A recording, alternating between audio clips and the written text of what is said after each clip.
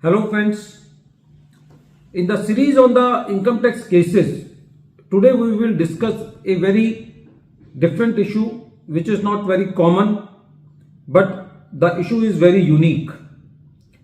The issue in the present case was that whether a company, whether a private limited company is a person, and if a person, whether it is a living person, and whether the private limited company can transfer its property to another private limited company by way of gift, and if it transfers the property by way of gift, whether it will be treated as a transfer and capital gain is to be given by the company.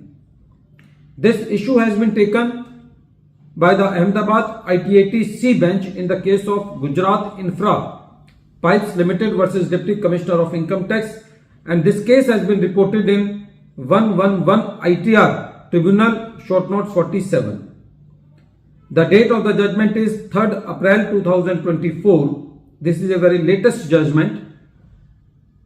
The facts of the case are very interesting. In the present case, the company, which was Gujarat INFRAPIPES Private Limited, who is assessee in the present case, was allotted 9 plots of land from collector for industrial purposes.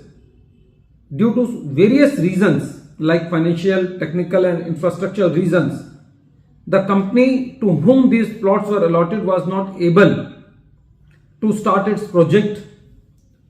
So the company, with the due permission of the collector, transferred these plots to R Ltd through a gift deed dated 29th October 2012. When the assessment proceedings of the company Gujarat INFRAPIPES Private Limited was going on, the learned assessing officer said that the gift given by the private limited to the other private limited is a transfer, and section 50C will be applicable, and he calculated the capital gain by taking the market value of the property and by deducting from that market value the cost of the property, and accordingly taxed the difference amount. The plea of the assessee was that it is not transfer according to section 47 clause III of the Income Tax Act, and since it is not a transfer, the capital gain cannot be calculated. But the learned assessing officer was not convinced with the submissions of the assessee. So when this matter travelled up to tribunal, the tribunal first of all said that the Transfer of Property Act 1882 considers a company not only a person but literally speaking as a living person. The tribunal further said that according to section 5 and section 122 of the Transfer of Property Act, when these two provisions of the Transfer of Property Act 1882 are read in conjunction, then the law point comes out that a company can transfer a property by way of gift. And according to section 47 clause III, it is very evident that if a transfer is done as a gift, then it is not treated as transfer and the capital gain cannot be calculated.